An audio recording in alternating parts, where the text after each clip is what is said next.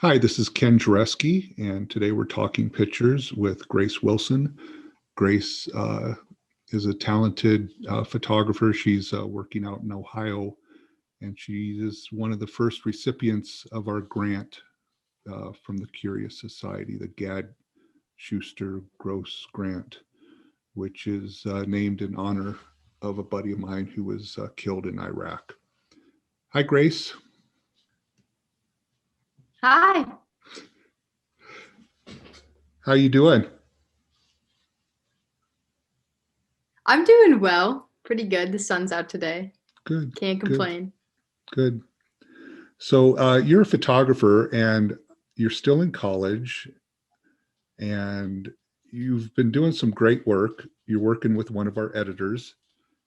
And I just wanted to, I just want to kind of get a feel for how you approach what you do.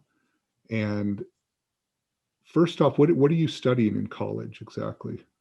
So I'm studying photojournalism at Ohio University. They have a really good journalism program, which is what drew me into it. I was conflicted whether or not I should go into teaching education or photojournalism. And then I realized one of the best journalism schools was in state. So I would already have a really low tuition. And I just kind of took that as a sign and went for it. So I'm studying photojournalism now, but I have always wanted to be a teacher. So I'm trying to specialize in English and education so that maybe one day I can combine the two or do both. So yeah. Do you consider, so do you consider yourself a photographer or a journalist or a photojournalist? How do you look at yourself? Yeah, I consider myself a photojournalist. I can do writing, but so far I don't have much experience in that. I have a little internship with a newspaper in my town. It's called the Xenia Gazette. And for them, I just do photo. So right now I consider myself a photojournalist. I'd love to learn to write too in the future. I'm in a journalism class now that's giving me a little taste of that. So I really enjoy it too. What kind of things are you shooting every day? Like, what did you shoot? It's Tuesday right now. What did you shoot this last weekend or Monday? For the Xenia Gazette, No, just whatever for or just yourself, whatever. for myself. So for the Gazette, I do a lot of sports, which I'm just not a fan of. I've never really been into sports. I mean, it's fun because it's a high energy event, but it's just not the kind of thing that I absolutely love. So day to day for myself, I mainly just shoot what I see, people I'm with. A lot of times my grandparents, which has led me to start that project on them. I'm working on a project called 51 Good Years about their relationship. I spend a lot of time with my grandparents and I just think they're visually interesting. You know, they do interesting things. They live in a house that's interesting. It's just a different slow paced taste of life that a lot of people my age don't have. And so I spend a lot of time taking pictures of them. I also drive a lot, like just for my job and in general. That's what I do to relieve stress sometimes is just drive and listen to music. So I take a lot of pictures of things I see when I drive. I also nanny. I've been a babysitter and a nanny since I was in seventh grade, so I'm now a sophomore in college, and I just love taking pictures of the children that I nanny for. They just have such a positive energy about them, and it's so easy to capture good pictures of them because they're always doing something fun, they're always smiling, they're always laughing. And when they're not, it's like the polar opposite. Like they're crying, they're having a temper tantrum, which is still just as interesting to photograph. So when I got into photography and was just trying to take pictures of whatever with no really purpose other than to do it because I enjoyed doing it, that was one of the first things I started taking pictures of. I just bring a little cheap point and shoot camera that if it got destroyed, I wasn't really going to care, film camera. And I would just take pictures of the kids and then they'd take the camera and go take it around and take pictures of each other. And it's just inspiring. Yeah. So just people I'm with, really. So when you're out driving and you're hunting around for pictures, what gets you to stop? What gets you to pull over? Oh gosh. I'm a sucker for light. Like just beautiful light makes me stop because everything looks good in beautiful light, even if it's not something that is originally beautiful. So sometimes when I'm driving, I stray away from photojournalism and go more into the like, I guess I shoot a lot of film, like the artsy stuff where it's just beautiful light, simple backgrounds. I also like doing portraiture. So sometimes if there's just like an interesting person out, I'll go outside. But a lot of times when I do drive around, it's just like one of those times where you just want to be alone. So I just look for pretty landscapes, and I like to go like right about now when the sun's just starting to set, go for an hour or two while the sun is setting. And it's just everything you see looks beautiful. And I think seeing that, it kind of makes me pick out like barns or like shambly houses that I drive by on a daily basis and don't think anything about. And then I just see like this golden sunlight on them. It's, you see it in a new way. It's like the barn that's falling apart that says chew mail pouch tobacco is like all of a sudden the most beautiful thing you've seen all day. So How yeah. bold are you when you're out there? If you see some kids on a trampoline, do you stop? Do you chat just because you think, Right. you know, you can make a picture? Yeah, I mean, I'll talk to basically anyone. I'm not too shy on that. I think more recently though, it's been really difficult because I almost feel like people are gonna be scared if I like go up to them. Like I don't want with COVID and all of that, it's just you never know how people are gonna react to it. And so I think I've been a little bit more weary than I normally am. Like I'm not typically if this wasn't going on, I'd be out there in a heartbeat because people like to be seen and have their story heard and have their photos taken. But there's almost this like thing looming over me saying like people don't want to be near you right now, people don't want to talk to you, people are scared that you're going to have this virus. And so it's definitely the pandemic is starting to affect me more than I thought it was in the beginning, which is difficult. It is. And I'm trying to push myself back out there and say, you know what, a lot of people, they're not really going to mind, especially if they're outside. So that's a difficult question right now, I think, during this time. Sure. So you've been a caregiver, you know, for children for the last 6 or 7 years. Do you think that gives you uh, a bit of advantage on other photographers as far as reading situations and nonverbal communication, you know, especially with kids? Yeah, I would say so. I think nannying has definitely helped me to understand kids and what they need and how they feel, um, which does give me an advantage over other photographers. I'm really great at reading kids and really great at reading the elderly, but it's people my age that I struggle with. So I think every photographer has like their age group that they specialize in. Like they can get along with anyone, they can get anyone to open up, but they have one age group that they're really drawn to. Um, and I think my two would be elderly people and children, just because so much of my life has been spent with elderly people and children. Um, and I just find them both to be so interesting. Like they just have the elderly have so many stories that no person my age has, and they've just experienced so much, and they're so wise, and it's just so interesting to listen to them talk. And a lot of them are lonely too, and so they want to talk to you. And as a journalist, people that want to talk to you are great. People that don't, they're harder to crack.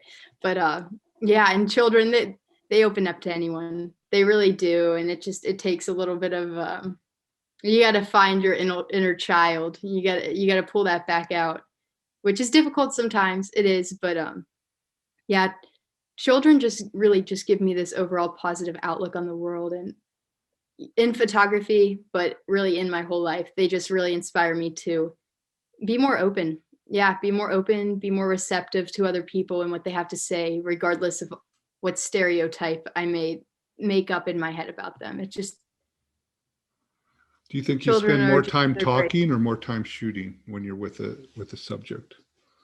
I Yeah, that's difficult. Okay, so I've tried to find a balance because when I first started photojournalism my freshman year, so last year, I had this terrible thing where I would just talk so like I would talk to the people so much that it'd be like 2, 3 hours go by and I'm like, "Oh shoot, I only have like 20 pictures." Because people like to talk and I like to talk. So then you get to talking and time goes by. But I've finally kind of gotten in this balance where I like to talk to the person and get to know them first and then say, hey, I'm going to start taking pictures now. So, I mean, I'd love to keep talking, but I need to take some pictures and do my job. So I found a pretty good balance. But yeah, man, it's hard, really, probably for any photographer that likes to talk. It's hard to find that balance, but you do. So tell me a little bit, no spoilers, but a little bit about your project, 51 years, 51 good years. just a little bit about that. Yeah. So it started as a class project, and it was right in the beginning of COVID, and it was just to do a photo story. There were no other stipulations. And so I was kind of like, well, I don't think anyone's really going to want to like let me come into their house that doesn't already know me, just in light of the situation. And so I was thinking about who would let me do a story on them during this time. And I was thinking my grandparents. They see me anyway. They'd never really cared that much about their thought on COVID as well. If we're going to die, we might as well have seen our family in the past year before we pass away. And so I started spending a lot more time with them and just documenting their everyday life, which is so American. It's just so beautiful in that it's classic. I mean, it really is. It's what you hear about in movies. It's what you read about in books. They never fight. I've never heard them fight. And all the times that I've spent with them, I grew up spending a lot of time with them when I was younger. And my grandpa, he worked in a factory, and my grandma, she owns a hair salon that's like off the back of her house and does all these ladies' hair. And their story has always just been so fascinating because it's not one that you see anymore. There's rarely a factory worker. Almost all the factories in Ohio that were once flourishing are just shut down, abandoned, and empty. And so it really just it's what you see in movies. It is. And I thought, well, how beautiful would it be to just document the aftermath of this? Because obviously, so the factory shut down. My grandpa doesn't work there anymore. He's retired. My grandma still does hair, but most of her customers have passed away at this point. And I really just found it interesting to document the aftermath of that stereotypical American life that was once so precious, that has now evolved so much. And them being my grandparents, just it gave me an in right there. I mean, they were willing, they were open. They love being the center of attention. So it's been fun. What do you think? I mean, what it's not if it's nothing that's all that exciting, right? It's nothing that, you're not running with the bulls or something like that, which photojournalists, always like dream of doing, these exotic, wild things. You're doing something that you're completely close to, completely, everything about these people. What is that? Do you think that's harder than doing something that you're completely unfamiliar with, or what are your feelings on that? Yeah, I think it is harder to an extent because they grow up. Oh, I grew up calling them my grandparents, and they viewed me as their grandchild. I wasn't a photographer to them until a couple of years ago, and so it was weird at first. They didn't want to ignore me, and they wanted to talk to me and not have me taking pictures. But oh, they caught on after about an hour. It wasn't hard at all after that point. But yeah, it's different going into the situation as a granddaughter and not a photographer. Whereas you go shoot a story with someone you've never met before, and they know you right off the bat. You're a photographer. You're there to tell their story. You're not there to do anything else, really, other than to talk to them, to tell their story. And so it was difficult in that sense, but the access was so much easier. It's just, I mean, you can call anytime and say, I'm on my way to take pictures, and they welcome you in. It's not so structured, so formal, where you have to set up a time and meet, which is really nice. And I've appreciated that. And yeah, I mean, it's not something that's super exciting. It's really not.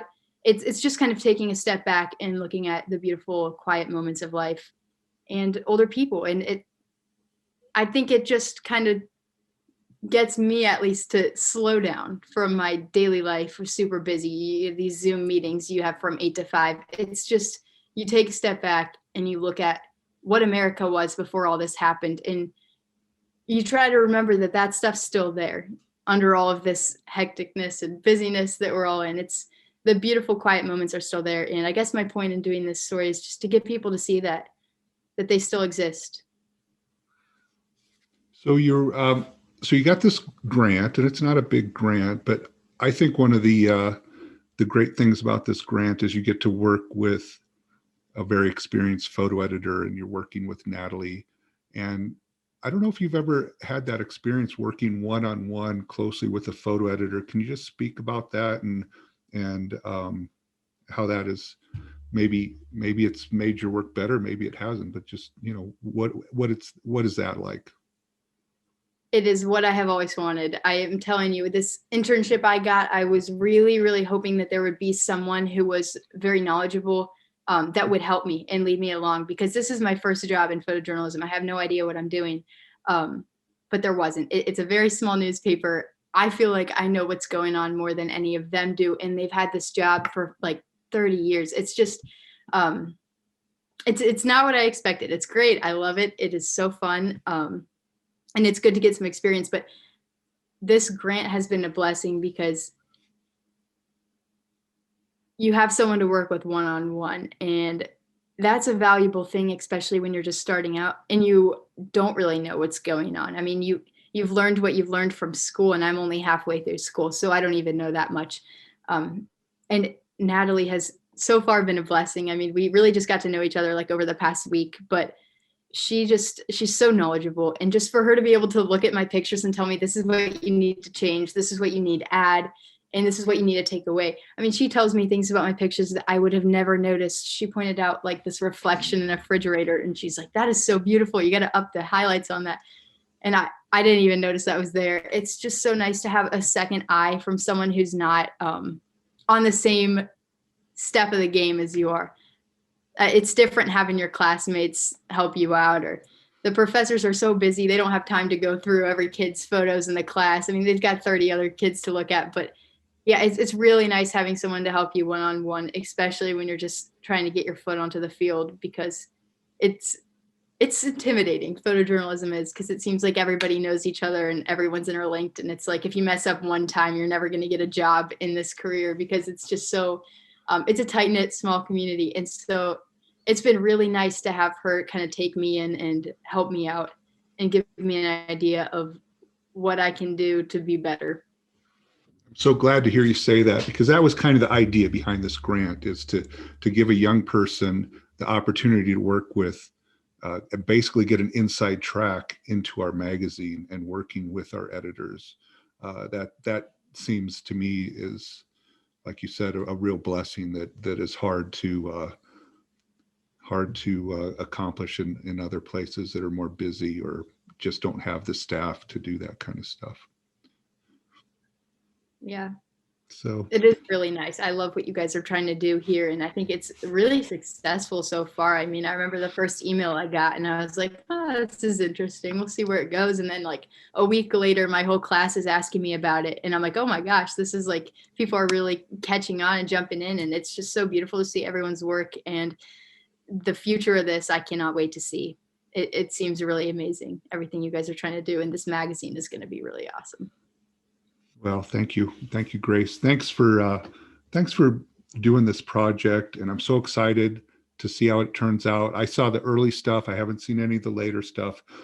Because of our workflow, I'm not allowed to step in until Natalie presents it. That's kind of just kind of the steps going up the editorial ladder. But I can't wait. I can't wait. And thank you for spending a little time with me today and giving me an insight into how you work. Thank you. I appreciate the opportunity. Well,